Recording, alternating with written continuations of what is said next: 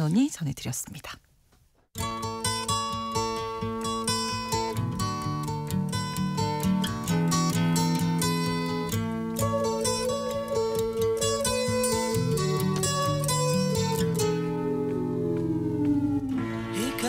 에너지와 관련된 최근 이슈 가운데 우리가 주목할 점들 짚어드립니다. 글로벌 이슈 에너지. 오늘도 법무법인 율촌 수석 전문위원이신 최준영 박사님 모셨습니다. 어서 오세요. 네, 안녕하세요. 네, 오늘은 또 어떤 이야기 해볼까요? 오늘은 지구 반대편에 있는 나라 이야기를 한번 해보려고 합니다. 네. 네, 어느 나라이실지 궁금할 것 같은데 네. 아르헨티나. 아르헨티나요? 예. 네, 아르헨티나 뭐 탱고, 그렇죠. 팜파스, 맞습니다. 축구 잘하는 나라. 네, 예. 떠오르는데요. 네. 그러니까 아르헨티나 같은 경우는 뭐 축구로도 유명하지만 이제 드넓은 평원, 팜파스 그렇죠. 평원 있죠. 예. 그리고 이제 찬란하게 빛나는 태양으로 유명합니다. 아르헨티나 국기 혹시 아시는 분이 계실지 모르겠습니다만 하늘색으로 이렇게 줄무늬. 그렇죠. 그리고 가운데 태양이 그려져 있어요. 예, 그러니까 되게 상징적인 그런 국기입니다. 그렇군요. 그래서 그 가운데 태양은 이제 5월의 태양이라고 이제 하는 뜻의 이제 솔데마요라고 부르는데요. 네. 당연히 농사가 잘 될 수밖에 없죠. 그렇죠. 비옥한 팜파스 평원에는 콩과 옥수수가 넘쳐나고 그리고 이것을 먹고 자라는 소들도 많이 있습니다. 네, 와인도 유명해요, 아르헨티나. 맞습니다. 네. 그래서 말백 와인 네. 좋아하시는 분들이 많죠. 그래서 이제 와인이 넘쳐나는 나라다 보니까 아르헨티나 맥도날드 같은 곳에서는 세트 메뉴에서 콜라 대신 와인 한 병을 선택할 수도 있어요. 햄버거 와인. 예, 잘 어울릴 것 같지 않습니까? 그러니까요. 네. 그런데 정작 아르헨티나라는 나라 이름은 네. 어떤 뜻인지 혹시 한번 생각해 보신 적이 있을까요? 아니요. 네. 아르헨티나. 아르헨티나. 예, 스페인어로 어떤 의미? 전혀 감이 없으실 텐데. 전혀. 예, 아르헨티나라는 나라 이름은 이제 금은동 할 때 은. 예, 은을 의미하는 라틴어인 아르겐툼이라는 단어에서 유래되었습니다. 그러니까 예전에 초창기에 유럽인들이 도착했을 때 은이 네. 많이 발견됐기 때문에 그렇군요. 예, 은이 많은 나라라고 이제 이름이 지어진 거죠. 네. 지금도 땅 파면 은뿐만 아니고 리튬을 비롯한 지하 자원도 풍부하고요. 네. 그러니까 우리 입장에서 봤을 때는 땅 위에도 땅 아래에도 뭐든지 많은 나라가 아르헨티나다라고 보시면 되겠습니다. 그러네요. 이렇게 풍부한 나라인데 요즘에는 뭐 경제 위기, 경제난 뭐 이러면 또 아르헨티나 떠오르기도 하거든요. 맞습니다. 그래서 아르헨티나는 이제 엄청난 인플레이션으로 큰 어려움을 겪었습니다. 약간 네. 초현실적으로 좀 느껴질 정도인데 그러니까요. 지난달은 상황이 좀 좋아졌어요. 아르헨티나의 월별 물가 상승률이 1.5%로 발표됐는데요. 네. 5년 만에 최저치입니다. 그러니까 이제 월 1.5%니까 연으로 따지면은 한 이제 18% 정도 되는 게 이제 사상 최저다라고 할 정도죠. 예, 뭐 그래서 몇백 퍼센트 막 이랬잖아요. 맞습니다. 네. 그래서 2023년이 최악이었는데 그 네. 당시에는 200%를 넘어섰어요. 그러니까요. 네, 당연히 이제 국민들은 큰 어려움을 겪고 있죠. 아르헨티나 같은 경우는 이렇게 땅 위아래 뭐든지 많은데 정작 독립 이후에 9번의 국가 부도를 겪었습니다. 그런데 사실 과거의 아르헨티나는 매우 잘 사는 나라였다라는 점이 아이러니죠. 예, 그 얘기를 들었었는데 네. 어느 정도였나요? 잘 산다는 그 규모가. 이 애니메이션 혹시 기억하실지 모르겠습니다만 엄마 찾아 산말리. 예, 이거 기억하시는 분들은 대충 연식이 나옵니다만. 예. 제가 그래서 말씀을 못 드리겠네요. 예, 이 스토리를 뭐 떠올려 보시면 예. 이탈리아 나폴리에 살던 마르코가 돈 벌러 아르헨티나로 떠난 엄마를 찾아서 몸을 죽는 이야기입니다. 아이가 혼자서 대서양을 건너서 아르헨티나를 이제 헤매는 그런 이야기죠. 네. 근데 가만 생각해 보면 지금은 뭐 이탈리아가 아르헨티나보다 당연히 잘 사는 나라인데 19세기에는 반대였던 거예요. 그러니까 가난한 이탈리아 사람들이 돈 벌러 가는 기회의 땅 그리고 선진국이 아르헨티나였습니다. 그래서 20세기 초반으로 시계를 돌려보면 아르헨티나는 곡물 그리고 육류 수출로만 1인당 국민소득이 세계 8위에 해당할 정도였어요. 그래서 1911년 당시에 남미 최초의 지하철이 개통된 곳도 아르헨티나입니다. 예, 이랬던 잘 사는 나라가. 네. 예, 어떻게 하다가 뭐 국가 부도 9번에 인플레이션도 이렇게 높아지고 그렇죠. 이런 상황이 됐을까요? 그래서 많은 분들이 궁금해하고 특히 한국 분들이 많이 궁금해하세요. 그런데 이제 이 정확한 원인에 대해서는 여러 가지 이야기가 있습니다만 가장 핵심적으로 보면 노벨 경제학상을 받은 사이먼 쿠즈네초프라는 이제 경제학자가 계신데요. 이분이 재밌는 이야기를 했어요. 전 세계 국가를 나눠보면 선진국, 후진국 그리고 일본, 아르헨티나 이렇게 네 가지로 나눠진다라고 이야기를 했습니다. 일본은 후진국에서 선진국이 된 유일한 나라. 이게 이제 한 1980년, 70년대쯤 이야기한 이야기니까요. 지금은 한국 이렇게 되겠네요. 네. 아르헨티나는 선진국에서 후진국이 된 유일한 나라라는 의미죠. 그렇군요. 상징적으로 얘기할 정도로. 그러니까 도저히 안 될래 안 될 수가 없는 나라인데. 아니 이렇게 자원이 많으면. 그렇죠. 예, 기본만 해도 잘 되는 나라인데 이 잠재력과 자원을 제대로 활용하지 못하는 나라가 아르헨티나다라고 말씀드리겠습니다. 네, 오늘 이제 에너지 시간이니까 에너지 네. 측면에서도 그렇습니까? 네, 에너지 측면에서 보면은 아르헨티나는 일단 세계에서 가장 햇볕이 풍부한 나라입니다. 일조량이 풍부하다라고 이야기. 솔데마요 아까 말씀하셨으니까. 그렇습니다. 그래서 아르헨티나 북부 지역은 이제 사람들 별로 없고 좀 건조한 지역인데 네. 이 지역은 제곱미터당 연간 일조량이 2,700 킬로와트아워 좀 됩니다. 우리나라 2배예요. 같은 시간에 내려지는 햇빛 양이 2배. 그러니까 세계 최고 수준입니다. 그렇군요. 그리고 이렇게 좋은 태양광에 그다음에 세계 8위의 국토 면적. 예. 합하면 태양광만 쫙 깔아도 예. 에너지 문제는 다 해결하고도 남을 것 같은데. 수출도 할 수 있을 것 같은데. 예, 정작 아르헨티나의 태양광 비중은 2% 미만입니다. 왜 그런가요? 이 인구 밀집 지역까지 네. 이 전기를 보낼 송전망이 부족하기 때문에 굳이 패널을 깔아봐야 돈이 안 된다라고 이제 보는 거죠. 네네. 이 아르헨티나 같은 경우는 바람도 풍부해요. 그렇군요. 아르헨티나 남부에는 이제 우리한테는 의류 브랜드로 유명한 파타고니아라는 네. 곳이 있는데 네. 이곳은 이제 바람의 고향이죠. 나무가 다 이렇게 휘어져 있는 모습으로 유명한데 네. 세계에서 육상 풍력 발전을 하기 가장 좋은 곳이 이 파타고니아 지역입니다.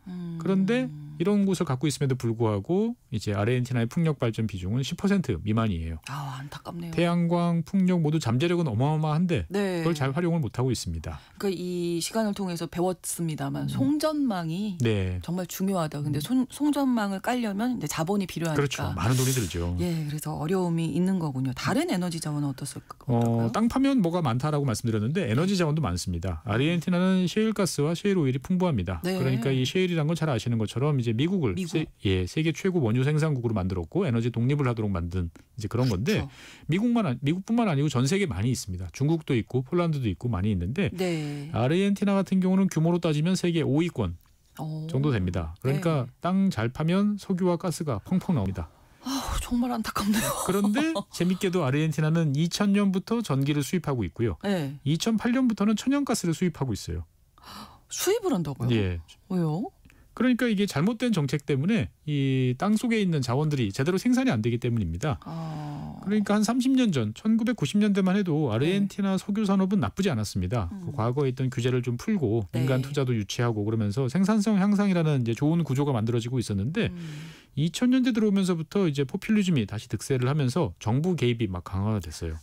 그리고 결국 2012년에는 에너지 산업 전체가 이제 국유화됩니다. 아, 그렇군요. 예, 그러다 보니까 민간 자본은 빨리 발을 빼고 그다음에 그렇죠. 나라가 돈이 없으니까 뭐 국유화했지만 투자가 제대로 안 되고 그러다 보니까 생산량이 줄고 에너지 수입 국가로 이제 바뀌게 됐던 거죠. 정부 개입이 너무 과해졌군요. 그렇습니다. 네. 그 국영화뿐만 아니고 이제 국민들이 이제 부담을 덜어준다. 뭐 에너지 가격이 오르면 안 된다라고 해서 에너지 요금을 인위적으로 낮게 유지하고 있어요. 네. 그러니까 국민들 입장에서 봤을 때는 일단 저렴합니다. 전기 막 요금도 써도 되겠네요. 그렇습니다. 말씀대로 싸면 낭비하게 되죠. 네.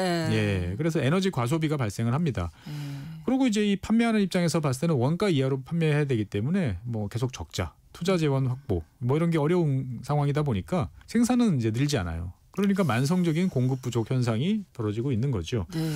더더군다나 이제 2020년 국가부도 사태를 겪으면서 이제 국제 금융 시장에서도 일단 퇴출된 상태이기 때문에 네. 외국에서도 돈 빌려오기가 쉽지 않은 상황인 거죠. 당연히 외환 보유고도 이제 바닥을 드러냈고요. 그렇습니다. 여기까지만 보면은 정말 암담한 현실인데 놀랍게도 아르헨티나 국민들은 어마어마한 규모의 외화를 보유하고 있습니다. 그러니까요. 저희 통신원 연결해 보면 네. 이 얘기 진짜 많이 하셨고 많이 하셨죠. 침대 및 그렇습니다. 달러. 예, 이 이게 용어도 있더라고요. 맞습니다. 그래서 뭐 이불 속에, 예. 뭐 벽장 속에 다 이렇게 숨겨놓는다고. 숨겨놓다 그러니까 사실 네. 누가 알 수는 없죠. 얼마나 그렇죠. 많은지는. 그런데 추계에 따르면 한 2,300억 달러 정도 된다고 해요. 예.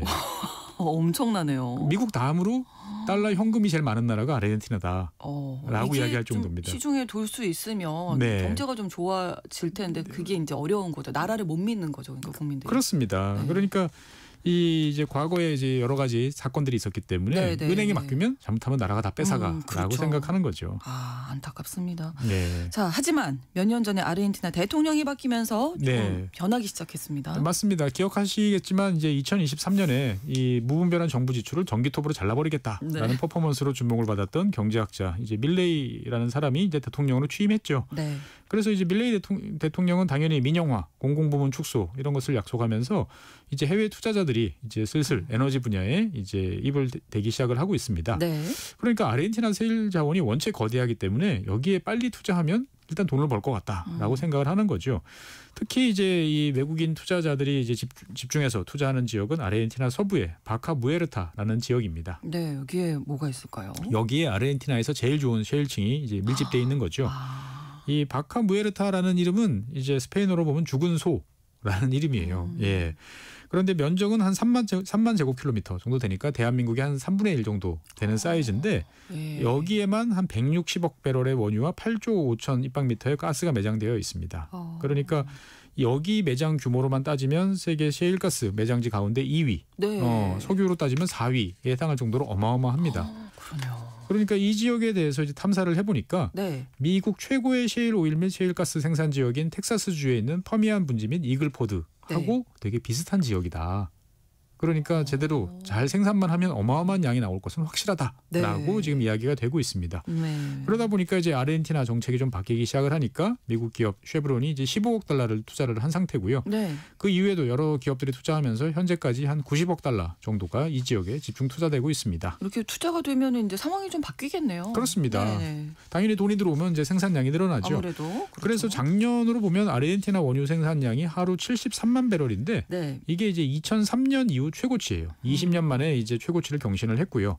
2021년과 비교해 보면 3년 사이에 원유 생산량은 50%, 천연가스 생산량은 27% 늘어났어요. 그러니까 이 늘어난 이유가 방금 말씀드렸던 바카 무에르타 지역의 생산량이 전체 원유 생산량의 58%, 천연가스의 74%를 차지할 정도로 늘어나다 보니까 전체 생산량이 늘어났다라고 보시면 되겠고요.